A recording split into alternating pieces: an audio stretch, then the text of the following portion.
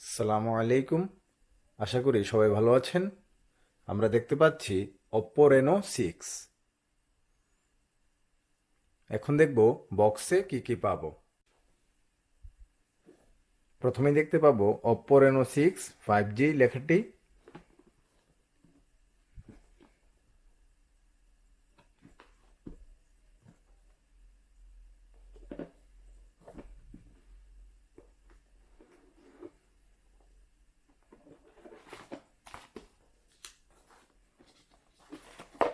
মোবাইলটি,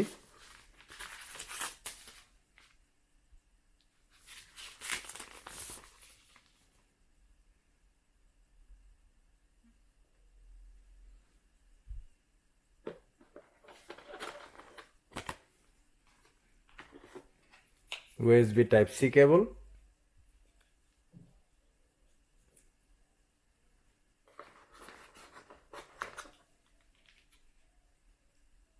earphone Type C, 65 ওয়াটের fast charging adapter, যা দিয়ে মাত্র 5 মিনিটে 25% এবং 30 মিনিটে 100% চার্জ করা যায়। সুপারবক 2.0,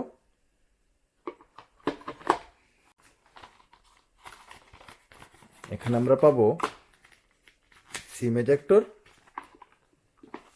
ইউজার ম্যানুয়াল এবং একটি কভার।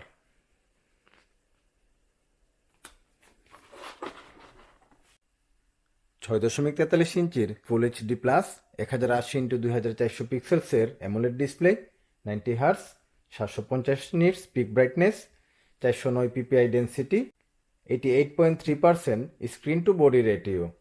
কর্নিং গরিলা গ্লাস 5 ব্যবহার করা হয়েছে, আর পিছনে গ্লাস ব্যবহার করা হয়েছে। দেখতে অনেকটা প্লাস্টিকের মতো, আর ফ্রেমগুলো তৈরি করা হয়েছে মেটালের দ্বারা। নিচের অংশে দেখতে পাবো স্পিকার, স্টেরিও না, USB type C 3.1 port, microphone, SIM slot, dual SIM, দুইটি সিম ন্যানো,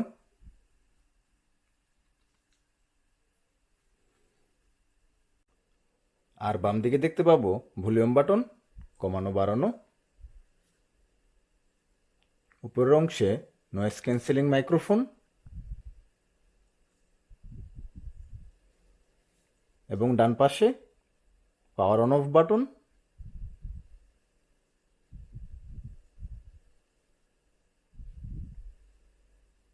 এবং পিছনের অংশে ক্যামেরা, ওপ্পো লেখা। মোবাইলটি 4টি কালারে পাওয়া যায়। এটা হচ্ছে স্টিলার ব্ল্যাক, অনেক সুন্দর একটি কালার, আউরোরা ব্লু এবং পার্পেল।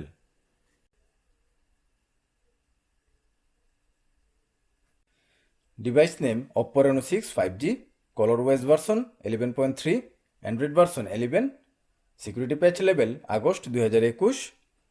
প্রসেসর হিসেবে আমরা পাবো মিডিয়াটেকের ডাইমেনসিটি 900 অক্টাকোর, সর্বোচ্চ clock speed 2.4 gigahertz, GPU Mali G78 MC4, 8GB র্যামের সাথে 128GB UFS 2.1 মেমোরিতে আমরা পাবো। আমরা যদি ইচ্ছে করি এখানে 5GB পর্যন্ত র্যাম বাড়িয়ে সর্বোচ্চ 13GB র্যাম বানিয়ে ফেলতে পারি। এখানে মডেল নেম।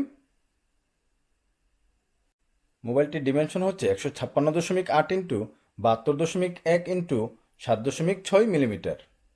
ডিজাইনটি অনেকটা আইফোন 12-এর মতো করা হয়েছে, যদি এদিকে লক্ষ্য করি। ওজন 182 গ্রাম। অপটিক্যাল ফিঙ্গারপ্রিন্ট আন্ডার ডিসপ্লে, ভালো কাজ করে। ফেস দিয়ে আনলক করা যায়, অনেক fast. Wifi dual band, Bluetooth 5.2, GPS, NFC.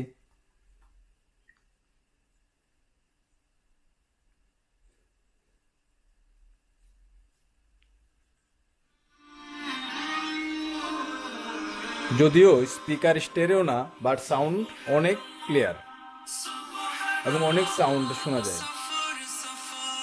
Display quality ভালো।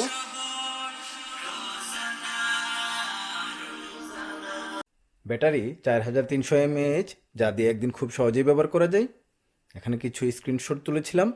5 ঘন্টা 41 minute screen on time, 16% charge ছিল। এখানে 5 ঘন্টা স্ক্রিন অন টাইম, 6% চার্জ ছিল। 4 ঘন্টা 35 মিনিট, 10% চার্জ ছিল। এখানে 4 ঘন্টা 20 মিনিট, 13% চার্জ ছিল। আরেকটি অপশন আছে, এই যে এখানে আমরা যারা রাতে দীর্ঘক্ষণ চার্জে দিয়ে রাখি তারা এই অপশনটি অ্যাক্টিভ করে রাখতে পারি, নাইট চার্জিং যেটা। যদি লক্ষ্য করি, এই যে এখানে আমি যদিও রাত 12টায় চার্জে দিয়েছিলাম, কিন্তু এখানে আমাকে দেখাচ্ছে ভোর 6টায় ফুল চার্জ হবে। তো স্লোভাবে চার্জ করাতে ব্যাটারিটা আরও অনেক বেশি চার্জ থাকে। পিছনের দিকে লক্ষ্য করলে দেখতে পাবো 3টি ক্যামেরা। প্রাইমারি ক্যামেরাটি 64 মেগাপিক্সেলের ওয়াইড ক্যামেরা, যার অ্যাপারচার f1.7 26 মিলিমিটারের। তারপর 8 মেগাপিক্সেলের আলট্রা ওয়াইড ক্যামেরা, যার অ্যাপারচার 2.2 119 ডিগ্রি পর্যন্ত ক্যাপচার করতে সক্ষম। আর এখানে 2 মেগাপিক্সেলের ম্যাক্রো, যার অ্যাপারচার f2.4। আর এখানে লেড ফ্ল্যাশ। এই ক্যামেরাগুলো দিয়ে ভিডিও করা যায় সর্বোচ্চ 4K 30 FPS-এ। যদি 4K 60 FPS-এ ভিডিও করা যেত তাহলে আমি মনে করি একটু ভালো হতো। আর এখানে ফ্রন্টে আমরা পাবো 32 মেগাপিক্সেলের ওয়াইড ক্যামেরা, যার অ্যাপারচার f2.4।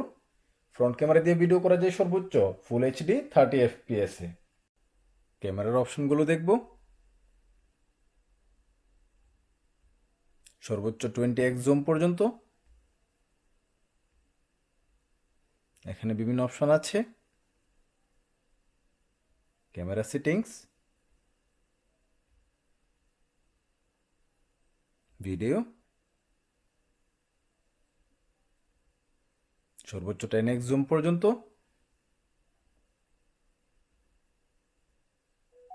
এখানে 4K 30 FPS এবং ফুল এইচডিতে 60 FPS আমরা ব্যবহার করতে পারি। নাইট মোড,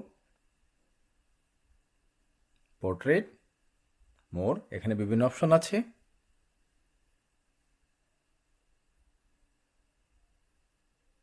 ছবির কোয়ালিটি ভালো।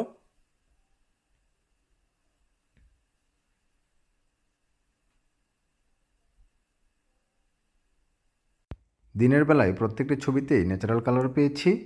আলট্রা ওয়াইড, 5x জুম এবং সর্বোচ্চ 20x জুম। কাছের থেকে ছবি তুললেও কোয়ালিটিতে কোনো সমস্যা হচ্ছিল না। Ultra wide. ছবিটিতে লক্ষ্য করলে দেখতে পাবো কালারগুলো খুবই স্পষ্ট বোঝা যাচ্ছিল।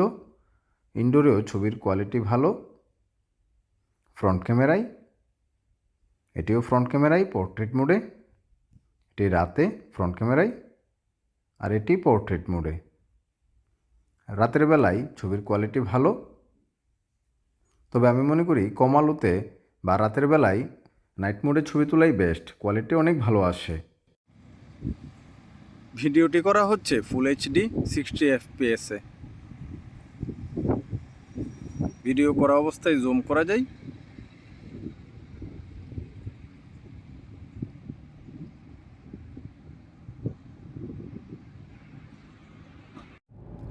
আর এই ভিডিওটি করা হচ্ছে রাতে 4K 30 FPS-এ, গাড়ি চলন্ত অবস্থায়।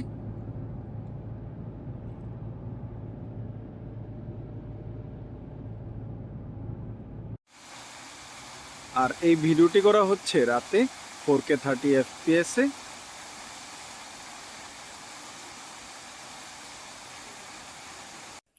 সেটিংসের কিছু অপশন দেখব।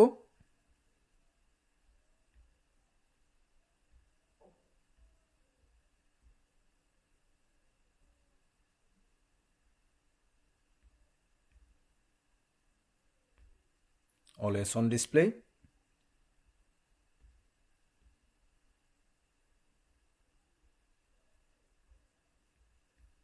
তারপর আমরা ডার্ক মোডেও রাখতে পারি।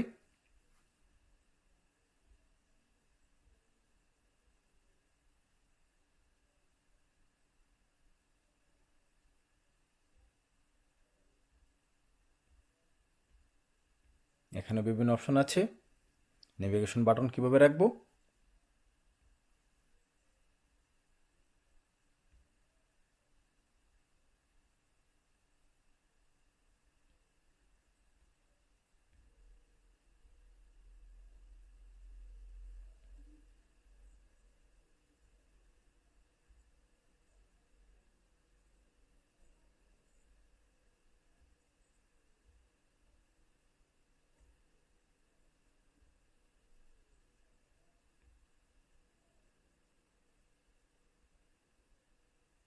এটা আমরা অ্যাক্টিভ করে রাখতে পারি।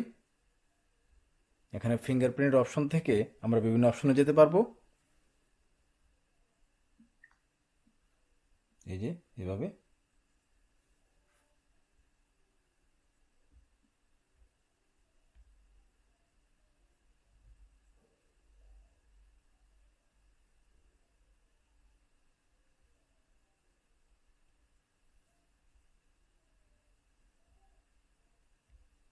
এখানে বিভিন্ন অপশন আছে।